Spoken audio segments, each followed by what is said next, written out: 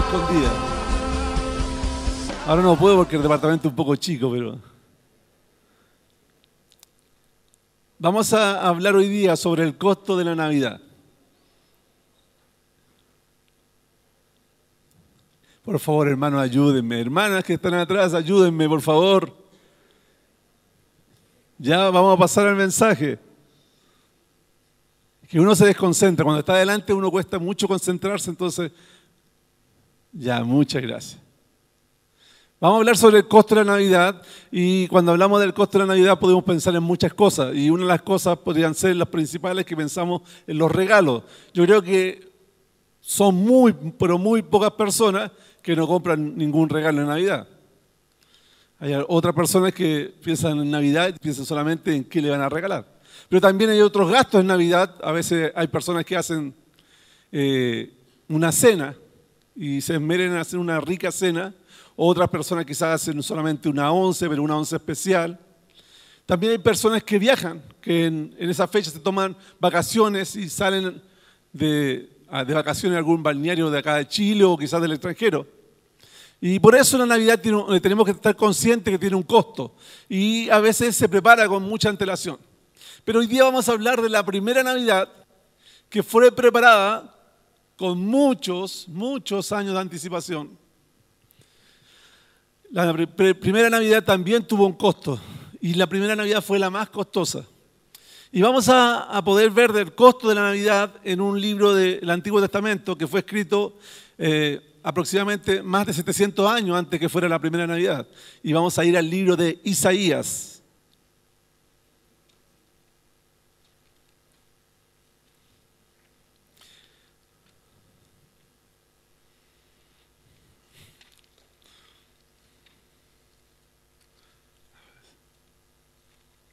Vamos a ir al libro de Isaías.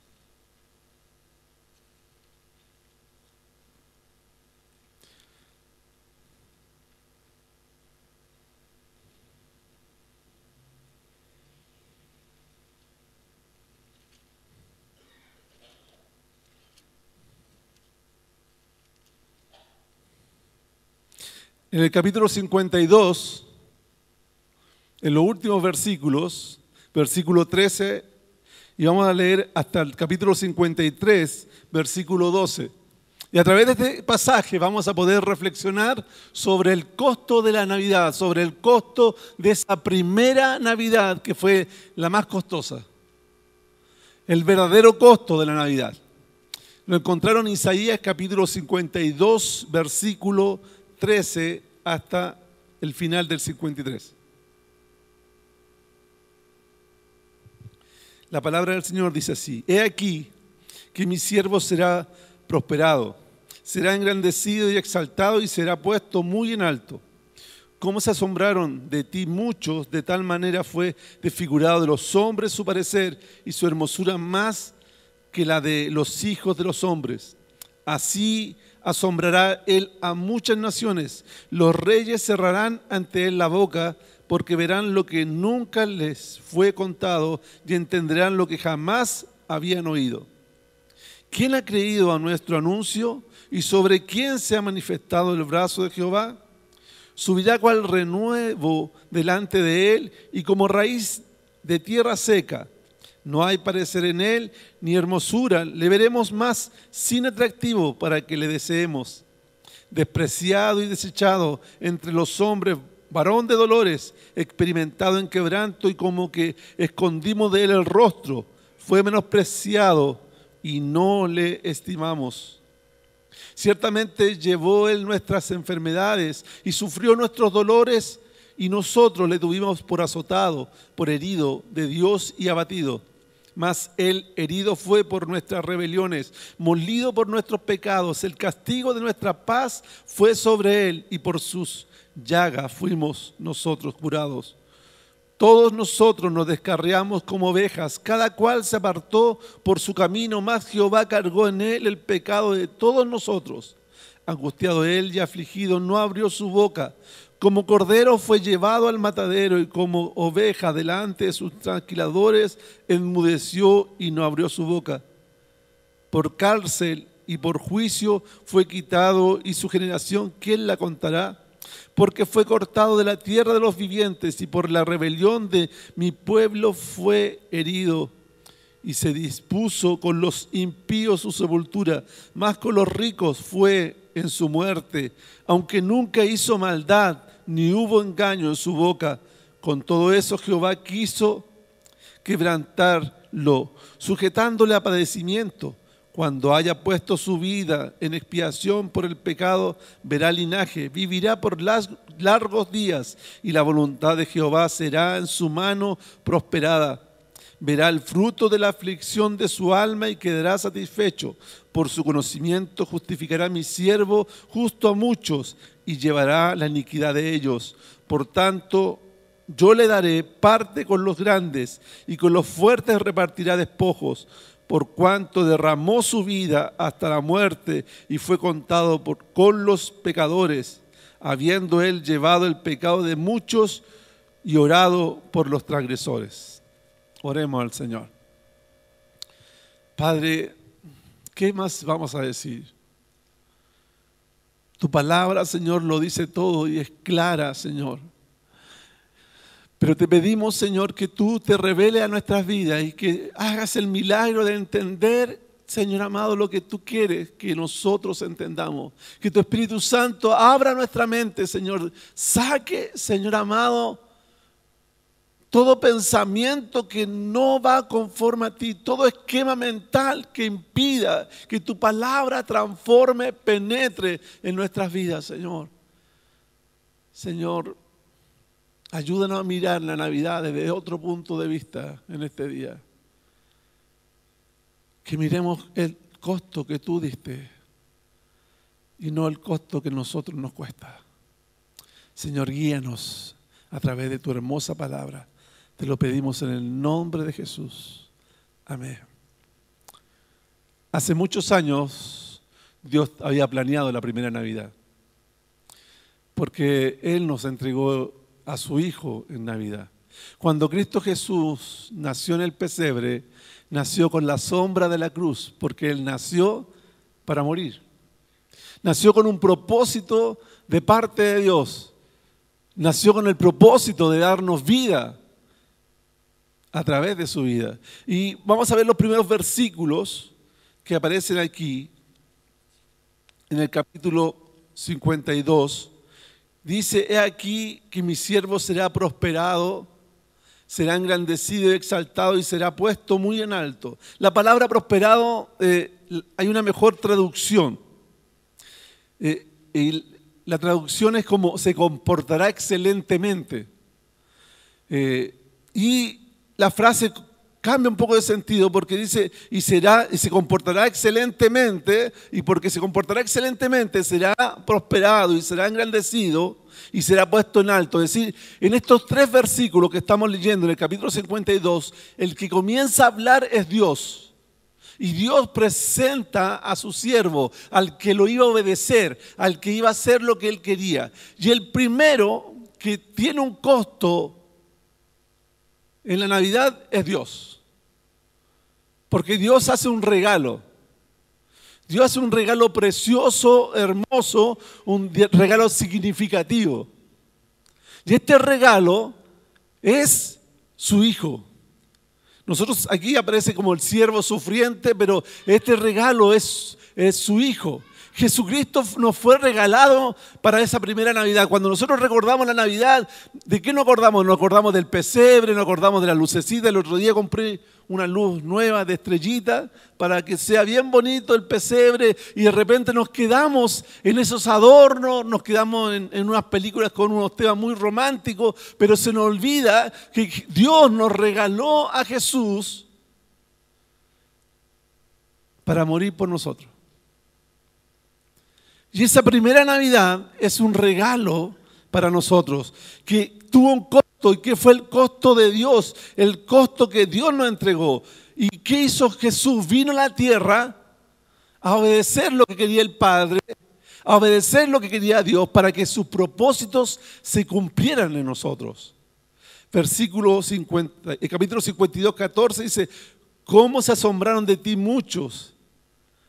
porque de tal manera fue desfigurado de los hombres su parecer y su hermosura, más que los hijos de los hombres. Lo que quiere decir ese versículo es que fue golpeado, fue maltratado de tal manera el rostro de Jesús que ya no parecía hombre. A veces hay películas, distintas películas que uno ve, y algunas películas muestran a un Jesús que casi ni se ríe ni hace mueca. Pero hay otra película que lo muestra muy herido, muy magullado, muy desfigurado. Y cuando leo este pasaje, yo me acuerdo de esa película y me da la impresión que Jesús fue maltratado de esa forma. Porque si recordamos, fue golpeado por los sacerdotes, fue golpeado por los alguaciles de los sacerdotes y fue golpeado por los romanos. Y todos se burlaban de él. Entonces, todos los golpes que le dieron fueron golpes de burla. Entonces, el primer costo viene de parte de Dios. Porque Dios nos regaló a su Hijo.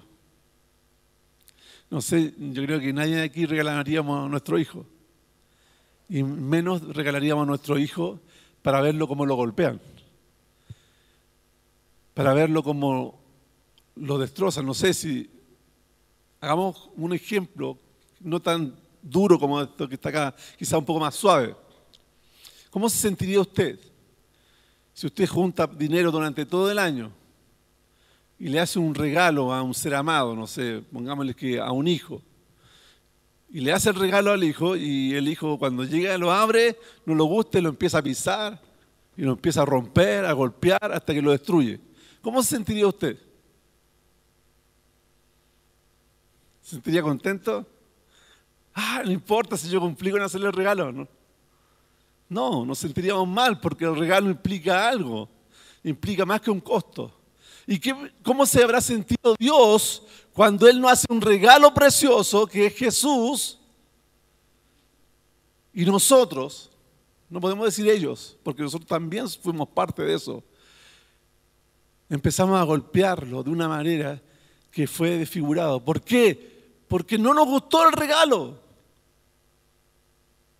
Porque muchas veces no nos gusta el regalo que nos quiere entregar Jesús. Y lo rechazamos. El primer costo fue el que pagó Dios al entregar a su Hijo.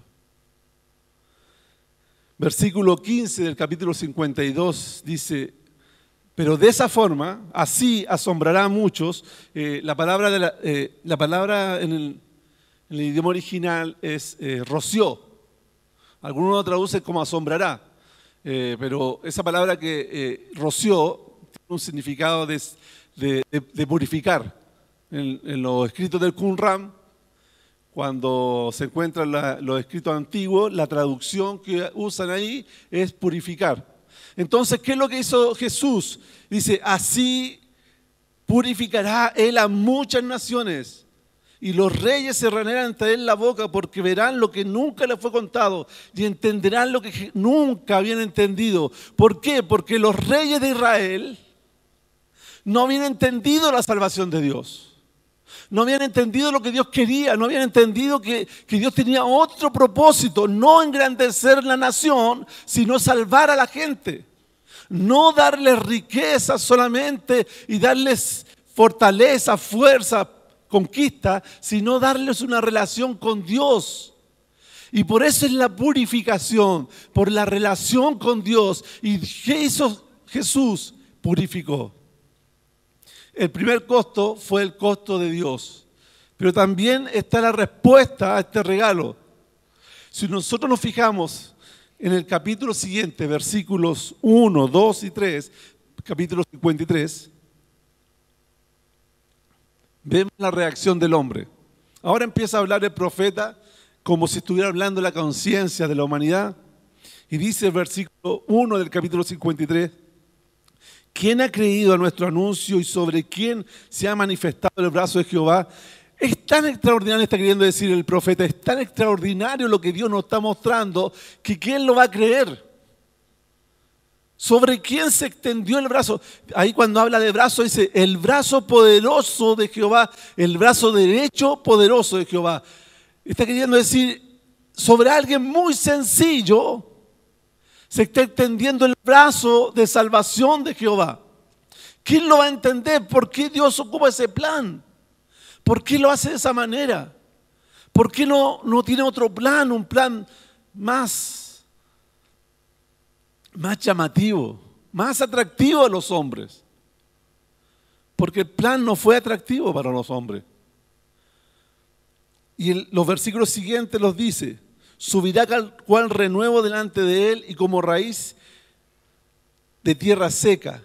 Está diciendo que Jesús va a nacer de una forma tierna, como una raíz en medio de la tierra seca, como algo delicado, como algo muy, se podría decir, propenso al entorno, pero va a crecer como una raíz en la tierra seca, árida,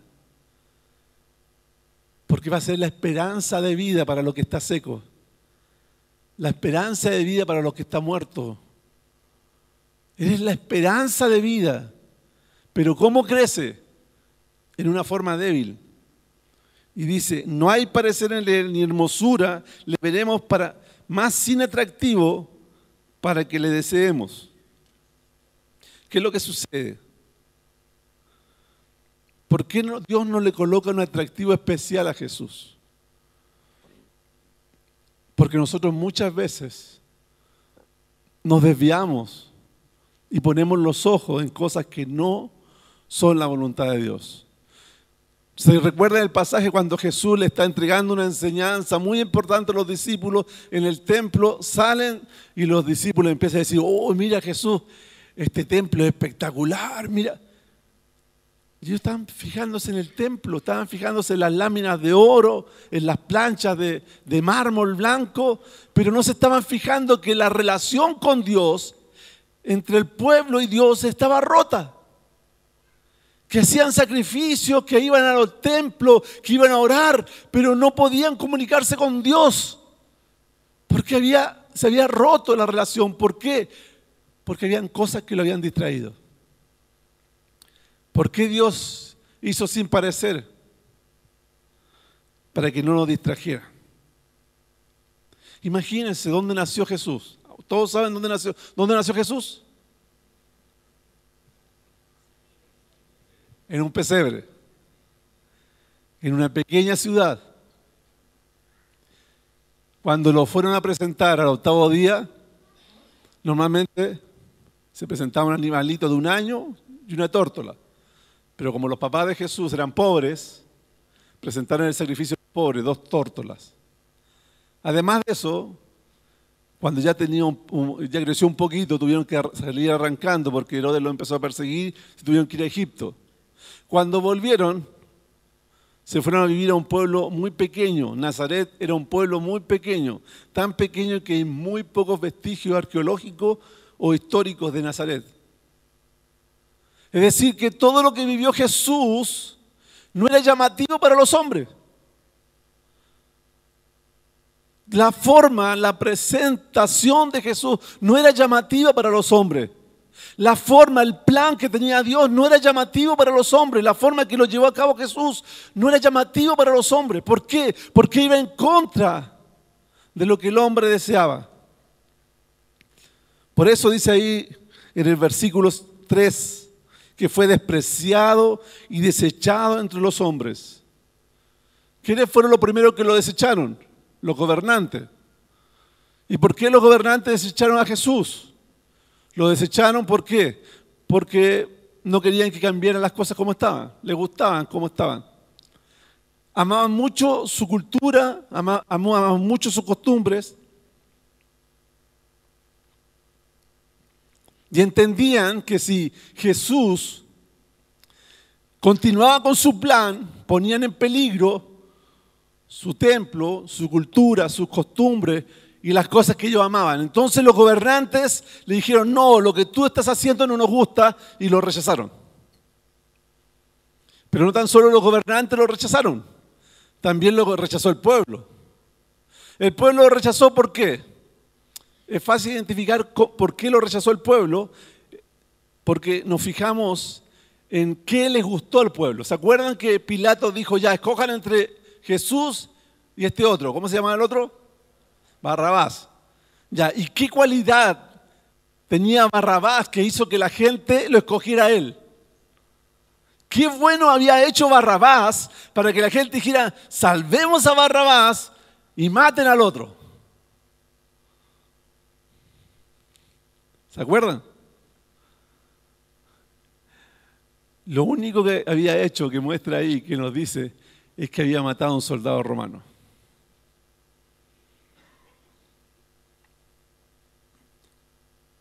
Que la gente dijo, nosotros queremos una nación libre y poderosa. Nosotros pensamos que este Jesús, que sana a enfermos, que resucita a muertos, que alimenta a multitudes, podría levantar un ejército poderoso, invencible. Pero nos dimos cuenta que Él no quiere eso, porque Él es débil. Mejor tomemos a Barrabás. Él por lo menos está queriendo hacer lo que nosotros queremos. Y rechazaron a Jesús. Rechazaron a Jesús por amar lo que ama el mundo, el poder. Pero no tan solo los gobernantes rechazaron a Jesús, no tan solo el pueblo rechazaron a Jesús. ¿Quién más rechazó a Jesús? ¿Qué más? ¿Quiénes fueron los que lo dejaron solo? ¿Los apóstoles o los discípulos? ¿Y por qué los discípulos lo dejaron solo? Ahí hay muchas explicaciones. Podría ser porque sintieron miedo. Algunos dieron muestra de tener miedo. Otros, si nosotros leemos, nos damos cuenta que es porque no entendían lo que Jesús les estaba enseñando. 3 años Jesús les enseñó, pero su mente estaba tan endurecida que no entendían lo que Jesús les decía. Jesús les decía, yo voy a morir y voy a resucitar, y no lo entendían. También, algunos podemos ver que la enseñanza de Jesús no le entraba porque amaban mucho el mundo y se comportaban como el mundo. Cuando Jesús le está diciendo a Pedro, mira, yo voy a morir, y Pedro le dice, no haga esto, no lo haga. Y ahí cuando le dice, aparte de mí, Satanás, pero lo que le dice después, le dice, tú pones la vista en las cosas de los hombres. ¿Por qué rechazamos a Jesús nosotros ahora? Porque tenemos que ser sinceros. A veces rechazamos a Jesús.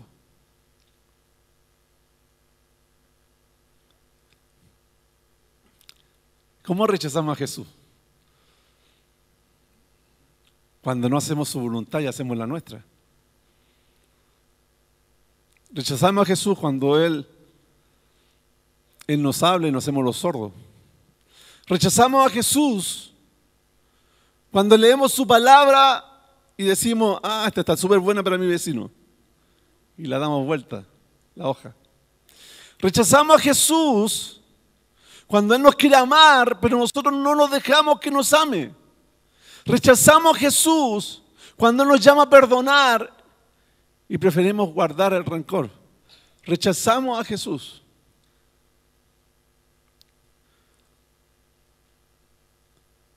Entonces no podemos sorprendernos por lo que estaba pasando en ese momento, porque muchas veces nosotros también rechazamos a Jesús. Y eso estaba escrito.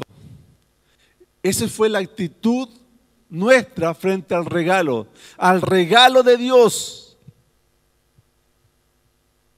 Porque tenemos que tomarnos en cuenta, a ver, si nos hacen un regalo valioso, a ver, ¿alguien me puede decir un regalo que sea físicamente muy valioso? Ayúdenme, ¿me pueden dar un ejemplo? Un regalo físicamente muy valioso, ¿qué puede ser? ¿Un auto? Ya, gracias por decirme eso, auto. Ya, un auto, un modelo, no sé, Un Volvo C60, una cosa así. Un Audi le gustan acá, ¿ya? Por este lado, ¿cuál modelo les gusta? Ya, Audi, hay muchos Audi que están ¿Qué pasa si toman un Audi, se lo regalan y dicen, mira, estos son los ahorros de mi vida y te voy a regalar este Audi y lo deja estacionado afuera y lo deja estacionado un día, 2 días, una semana, 2 semanas, un mes? ¿Qué diríamos nosotros de esa persona? ¿Qué? Que está loco, que es mal agradecido. ¿Cómo se le ocurre? Porque después del mes no creo que dure mucho. Yo creo que va a durar una semana allá afuera. Y todos digan, pero ¿cómo hace eso si ese auto es tan valioso? ¿Por qué lo deja tirado? ¿Por qué no lo ocupa? ¿Por qué no lo usa? ¿Por qué no disfruta su regalo? Muchas veces lo mismo que hacemos con Jesús.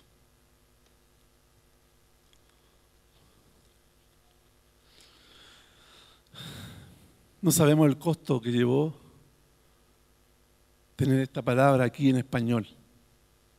Quizás los hermanos que trabajan en traducción bíblica saben cuánto sudor y lágrimas y sangre hizo que tuviera una Biblia en español. ¿Cuánta gente fueron muertas cuando empezaron a traducir la Biblia al español? ¿Cuántos fueron matados porque no querían que la Biblia se tradujera? Pero está el costo más alto, el costo que dio Jesús para que esta Biblia llegara a nosotros. Para que no se quedara el mensaje de Dios solamente en Israel, sino llegara a todo el mundo. Y nosotros lo dejamos tirado. No lo leemos, no lo obedecemos, no lo buscamos. Por eso dice aquí que fue rechazado. Dice, despreciado y desechado entre los hombres, varón de dolores, experimentado en quebranto. Fue experimentado, Él sufrió. No, algunos dicen que Jesús no sufrió porque era Dios. No, Él sufrió. En un momento dijo, me siento angustiado hasta la muerte. Él sentía tan angustiado que transpiraba sangre. ¿Por qué? Porque era angustioso. ¿Por qué? Porque se iba a enfrentar a la ira de Dios. Nunca lo había vivido. Pero estaba dispuesto a pagar el costo. Pero nosotros que hicimos, despreciamos su regalo. Lo despreciamos. ¿Por qué?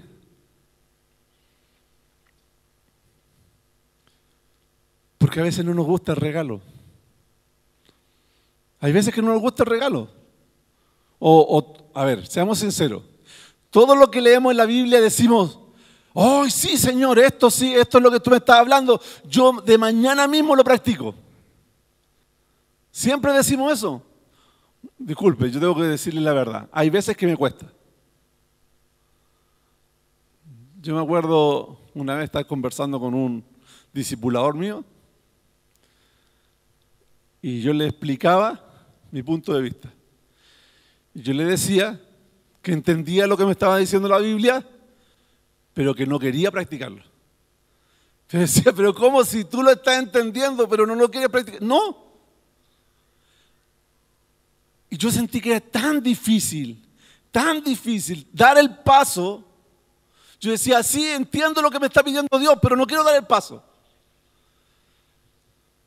Y yo creo que todos nosotros en algún momento nos damos cuenta que hay que dar un paso hacia Dios y se nos hace muy difícil. Pero, ¿qué es lo que hace Dios? Dios nos dice que sí lo podemos dar. Con Él sí lo podemos dar. Gloria a Dios que después de unos meses pude dar el paso. La gloria sea para el Señor. Y todos nosotros podemos dar el paso. ¿Hacia dónde? El paso hacia hacer la voluntad de Dios y no rechazarlo, no rechazar este regalo, como muestra aquí la palabra. También hay un costo. Si vamos al versículo 4, vamos a comenzar a leer el costo que pagó Jesús.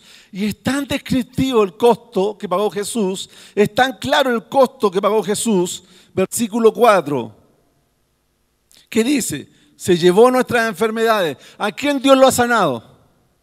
Escuchamos los testimonios. Víctor Hugo nos decía que Dios lo sanó. Amén. ¿Alguien más de aquí Dios lo ha sanado? Por favor, levante la mano que Dios le haya sanado por lo menos una vez.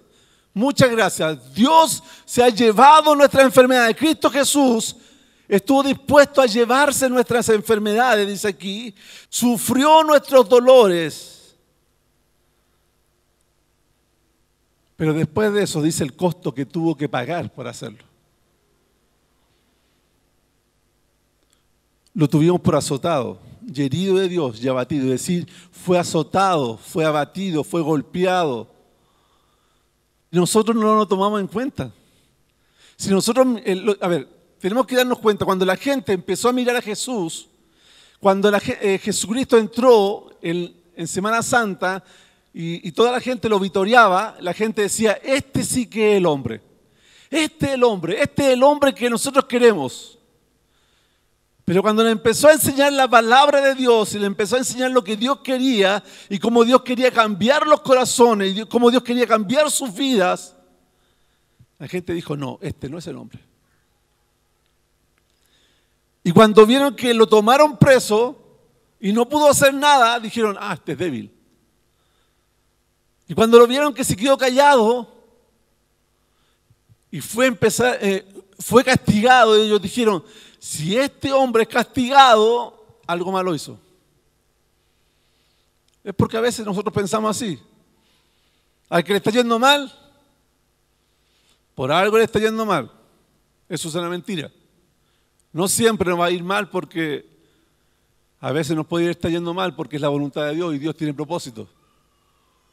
O a veces a alguien le va bien y uno dice, porque le va bien es porque está bien, porque se está portando bien. No siempre. Al que le va bien es la voluntad de Dios. A veces también es la voluntad de otro. Imagínense quién.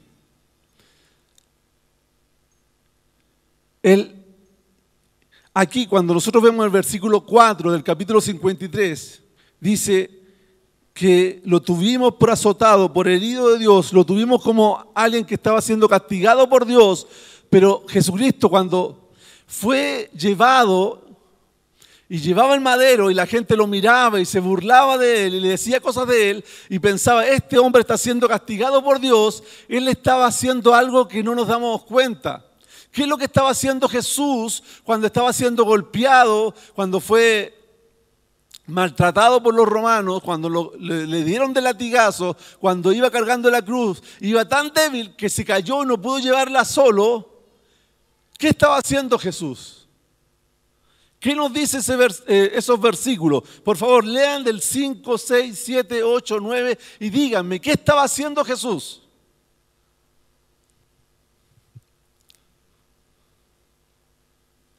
Cuando fue molido, cuando fue herido, ¿qué estaba haciendo Jesús en ese momento? Estaba cargando nuestros pecados.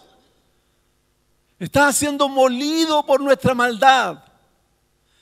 Estaba logrando la paz de Dios. Estaba pagando la cuenta. Estaba diciendo, yo voy a pagar la cuenta por los que me necesitan, por los que no tienen paz con Dios. Recuerde que existen dos bandos que son los hijos de Dios y los enemigos de Dios.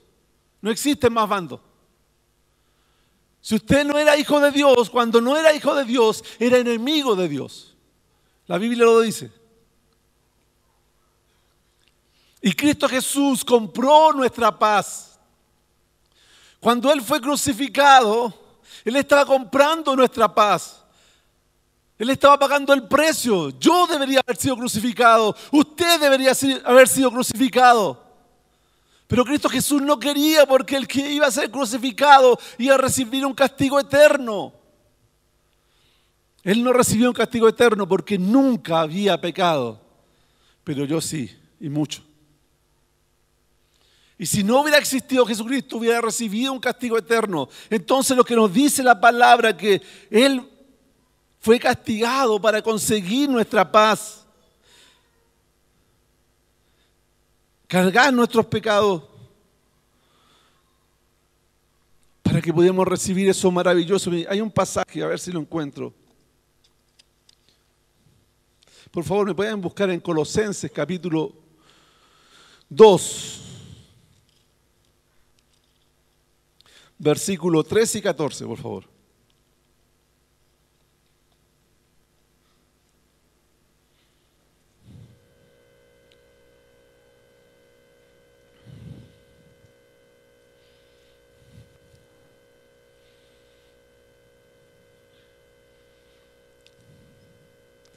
Colosenses capítulo 2, versículo 13 y 14. Ahí está.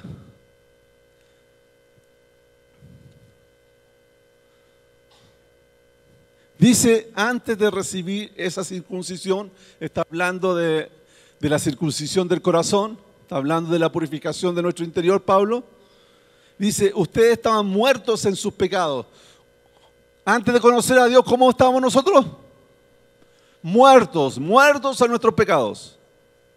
Sin embargo, Dios nos dio vida en unión con Cristo al perdonarnos todos nuestros pecados y anular la deuda que teníamos pendiente por los requisitos de la ley. Él anuló esa deuda que nos era adversa, clavándola en la cruz. La primera Navidad fue la más costosa, porque Cristo Jesús sabía que venía a nacer para ser maltratado, castigado, muerto, molido, y recibir la ira de Dios y cargar nuestros pecados, todos nuestros pecados sobre Él. Cuando recuerdo los pecados tan terribles que he cometido en mi vida, son los pecados que Cristo Jesús tuvo que recibir. Todos los pecados que no ha perdonado. ¿Cuántos pecados no ha perdonado Dios? ¿Cuántos? ¿Cientos? ¿Miles a nosotros? Quizás millones. Todo eso los cargó sobre sus hombros. Él nunca había pecado, pero los cargó sobre sus hombros y tuvo que pagar ese costo. Un costo altísimo. Para que nosotros pudiéramos tener el regalo de conocer a Dios y estar eternamente con Él. Es maravilloso. Y también me encanta cómo sigue, porque cómo enfrentó Cristo Jesús. Hemos conversado varias veces que no quería sufrir, que en Getsemaní Él dice, por favor, Padre, si es posible que pase esta copa, que pase porque yo no quiero, pero Él dijo, hágase tu voluntad. Y en ese momento muestra la palabra cómo empezó a reaccionar. Fíjense, por favor, cómo empezó a reaccionar Jesús en el versículo 7. Dice, angustiado Él y afligido. ¿Ya? ¿Qué dice después? Capítulo 53, versículo 7. Angustiado, afligido. Después, ¿qué dice? ¿Qué hizo? No abrió su boca. Aunque no quería sufrir. Aunque estaban siendo injustos con Él. Aunque lo estaban castigando por algo que no había hecho. Pero Él guardó silencio. Guardó silencio porque quería hacer la voluntad de Dios. Guardó silencio porque quería amarnos a nosotros. Guardó silencio porque quería cumplir su misión. Guardó silencio. Porque es la forma de hacer la voluntad de Dios. Cerrar nuestros labios y decir, Señor, hágase tu voluntad. Y el pasaje nos recuerda muchas veces, nos dice que enmudeció, que no abrió su boca. ¿Por qué? Porque Él no quería que ninguna cosa fuera impedimento para regalarnos esa preciosa salvación. Fue costoso para Jesús. A ver, ¿a quién le cuesta quedarse callado? Hay momentos que nos cuesta más quedarnos callados. A mí cuando conversamos con mi esposa, conversamos agitadamente o calurosamente con mi esposa, como que me cuesta quedarme callado. Cuando creo que tengo la razón, me cuesta quedarme callado. Cuando usted cree que tiene la razón, ¿le cuesta quedarse callado?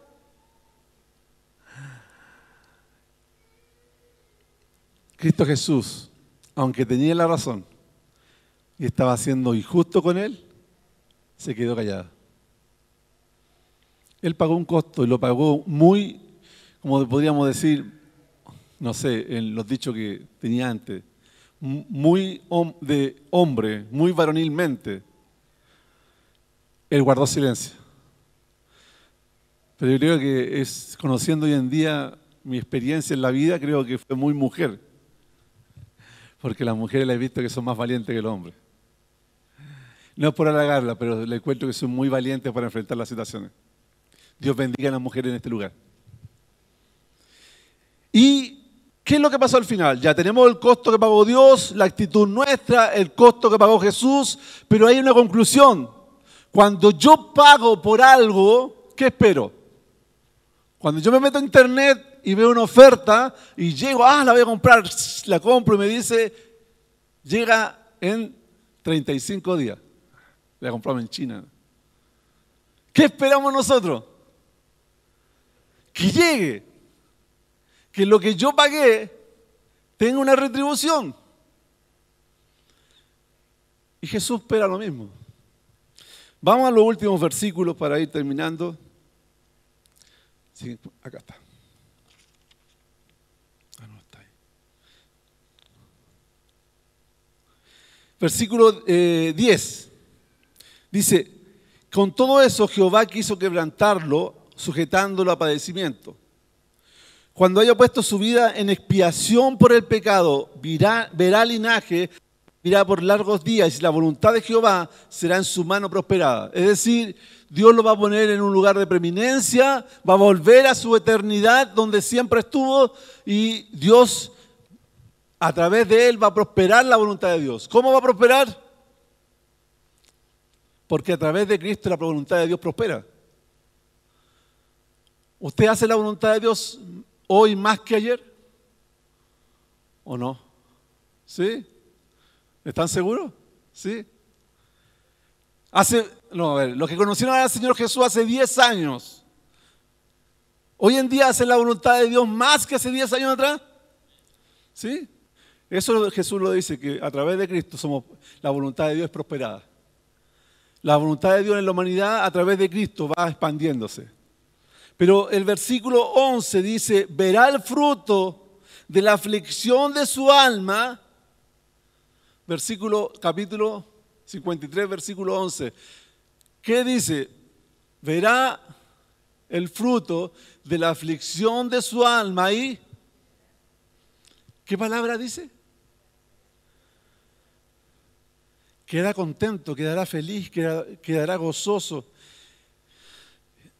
quedará satisfecho. ¿Usted alguna vez ha realizado un trabajo y cuando lo ha terminado lo ha encontrado que ha quedado bien y se ha sentido satisfecho de lo que ha hecho? Cuando Cristo Jesús mira a la iglesia y nos ve a todos nosotros, ¿cómo queda? Satisfecho.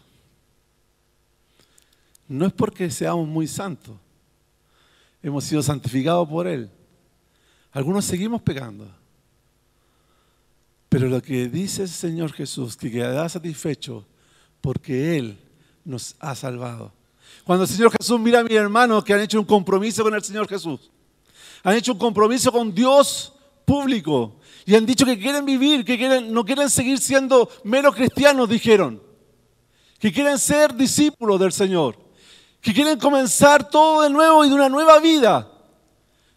Cuando Jesús los escucha, ¿cómo queda? Satisfecho. Cuando usted en su cuarto se da cuenta que ha cometido un error, se da cuenta que le ha fallado y usted se arrodilla y le suplica perdón al Señor, Señor, perdóname. Y se levanta de su oración y va a la persona que lo ofendió y le dice, perdóname. Le voy a pedir a Dios que no lo vuelva a hacer, perdóname. Cuando Cristo Jesús lo mira, Él queda satisfecho. Porque ese fue su propósito. El propósito de Cristo nunca fue construir un templo. Si ustedes recuerdan, Jesús no construyó ningún templo. Jesús construyó vidas. Y cuando reconstruye mi vida, cuando reconstruye su vida, cuando le da una nueva vida a una persona, Cristo Jesús está satisfecho.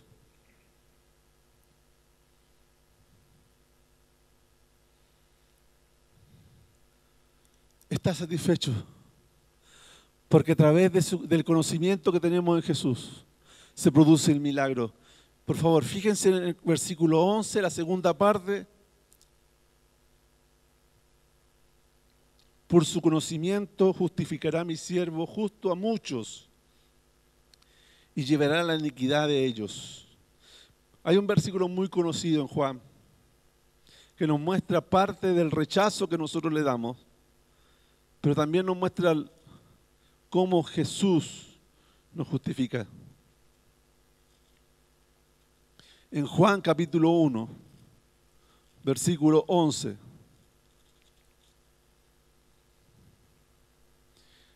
Dice, a los suyos vino y los suyos no le recibieron. Mucha gente no ha recibido a Jesús. Mucha gente se le ha hablado de Jesús, se le ha entregado el mensaje de Jesús, se le ha dicho que Jesús quiere perdonar sus pecados, que Jesús quiere darle una nueva vida, pero no lo quieren recibir.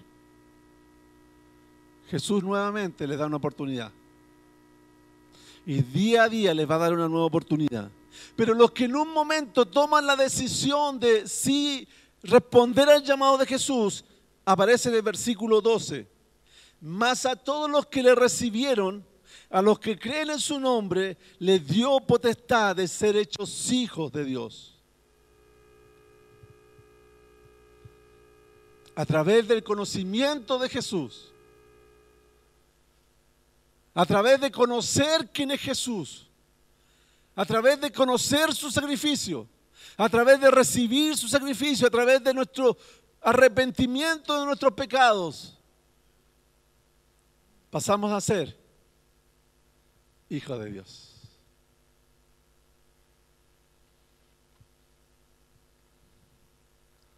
Ese es el fruto de su sacrificio.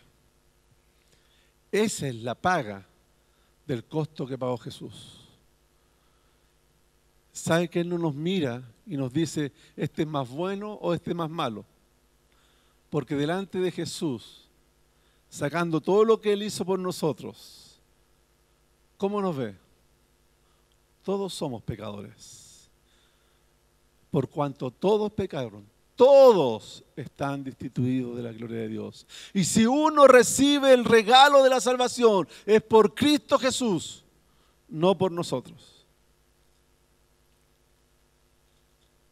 Verá el fruto de la aflicción de su alma y quedará satisfecho.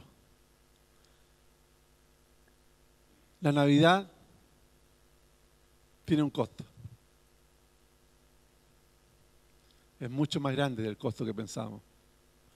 La Navidad tiene el costo del sacrificio de Cristo Jesús. Un bebé que nació para morir. Nació para morir por usted y nació para morir por mí.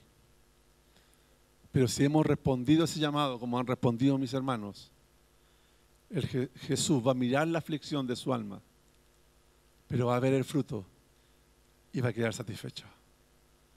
Él ya está satisfecho por lo que Él hizo. Él en sí está satisfecho porque su sacrificio fue perfecto. Pero ahora, nosotros estamos dispuestos a pagar el costo de aceptarlo, el costo de entregarnos a Él, el costo de dejar de ser meros cristianos y transformarnos en discípulos. Estamos dispuestos a pagar el costo de obedecerle. Cristo Jesús estuvo dispuesto a pagar el más alto costo por la Navidad. Y Él espera que en esta Navidad, o no espera que esta Navidad, sino que espera todos los días, que nosotros estemos dispuestos a pagar el costo de rendirnos a Él, de renunciar a nuestra vida, de renunciar a nuestro pecado, inclusive de renunciar a nuestra culpa, porque a veces nos gusta la culpa, de renunciar a todo y rendirnos a Él, pagando, no dinero, porque es gratis la salvación, solamente rendirnos a Él. ¿Dios le ha hablado a su vida? ¿Dios le ha dicho, ríndete a mí? ¿Dios le ha dicho, quiero más de ti? Si Dios le ha hablado, Cristo Jesús lo está mirando y está esperando que usted responda. Si usted ya respondió, gloria a Dios. Siga practicando la salvación. Siga pidiendo perdón por sus pecados. Siga amando a Dios. Porque cuando usted lo haga, Cristo Jesús lo mira y queda satisfecho. Porque Él pagó y espera recibir algo a cambio. Recibir nuestras vidas en su mano. Amén. Oremos al Señor.